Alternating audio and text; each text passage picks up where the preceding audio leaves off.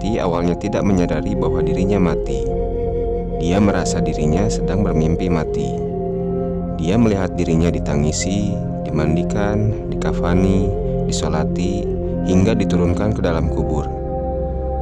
Dia merasa dirinya sedang bermimpi saat dirinya ditimbun tanah. Dia berteriak-teriak, tapi tidak ada yang mendengar teriakannya. Beberapa waktu kemudian, saat semua sudah pulang meninggalkannya sendirian di bawah tanah, Allah kembalikan ruhnya. Dia membuka mata dan terbangun dari mimpi buruknya. Dia senang dan bersyukur bahwa ternyata apa yang dia alami hanyalah sebuah mimpi buruk, dan kini dia sudah bangun dari tidurnya. Kemudian dia meraba badannya yang hanya diselimuti kain sambil bertanya kaget, "Di mana bajuku? Kemana celanaku?" Lalu dia meraba sekelilingnya yang berupa tanah. "Di manakah aku? Tempat apa ini? Kenapa bau tanah dan lumpur?" Kemudian dia mulai menyadari bahwa dia ada di bawah tanah, dan sebenarnya apa yang dialaminya bukanlah mimpi. Ya, dia sadar bahwa dirinya benar-benar telah mati. Berteriaklah dia sekeras-kerasnya, memanggil orang-orang terdekatnya yang dianggap bisa menyelamatkannya.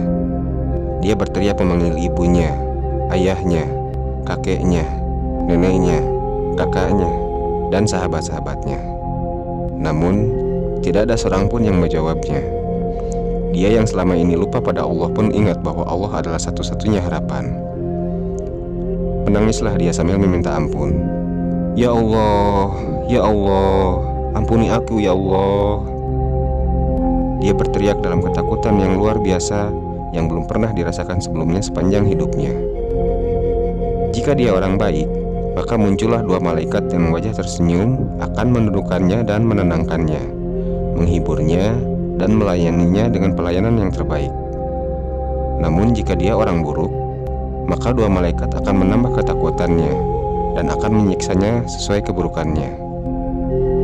Dari Sa'id bin Sulaim radhiyallahu anhu, Rasulullah shallallahu alaihi wasallam bersabda, "Tiada penolong yang lebih utama derajatnya di sisi Allah pada hari kiamat daripada Al-Quran.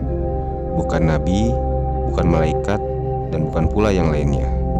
Al-Bazzar meriwayatkan dalam kitab La Ali Masnunah bahwa jika seorang meninggal dunia, ketika orang-orang sibuk dengan kain kafan dan persiapan pengebumian di rumahnya, tiba-tiba seseorang yang sangat tampan berdiri di kepala mayat.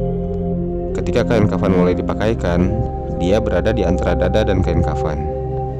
Setelah dikuburkan dan orang-orang mulai meninggalkannya, datanglah dua malaikat, yaitu malaikat Munkar dan Nakir, yang berusaha memisahkan orang tampan itu dari mayat agar memudahkan tanya jawab. Tetapi si tampan itu berkata, "Ia adalah sahabat karibku. Dalam keadaan bagaimanapun, aku tidak akan meninggalkannya. Jika kalian ditugaskan untuk bertanya kepadanya, lakukanlah pekerjaan kalian. Aku tidak akan berpisah dari orang ini, sehingga ia dimasukkan ke dalam surga." Lalu ia berpaling kepada sahabatnya dan berkata, "Aku adalah Al-Quran yang terkadang kamu baca dengan suara keras dan terkadang dengan suara perlahan. Jangan khawatir, setelah menghadapi pertanyaan Munkar dan Nakir ini, engkau tidak akan mengalami kesulitan." Setelah para malaikat itu selesai memberi pertanyaan, ia menghamparkan tempat tidur dan permada di sutra yang penuh dengan kasturi dari Mala'il A'la. Allahu Akbar. Selalu saja ada getaran haru selepas membaca hadis ini. Getaran penuh pengharapan sekaligus kekhawatiran. Getaran harap karena tentu saja mengharapkan Al-Quran yang kita baca dapat menjadi pembela kita di hari yang tidak ada pembela. Sekaligus getaran takut kalau Al-Quran akan menuntut kita. Banyak riwayat yang menerangkan bahwa Al-Quran adalah pemberi syafaat yang pasti dikabulkan Allah Subhanahu wa Ta'ala. Wallahu a'lam bishawab.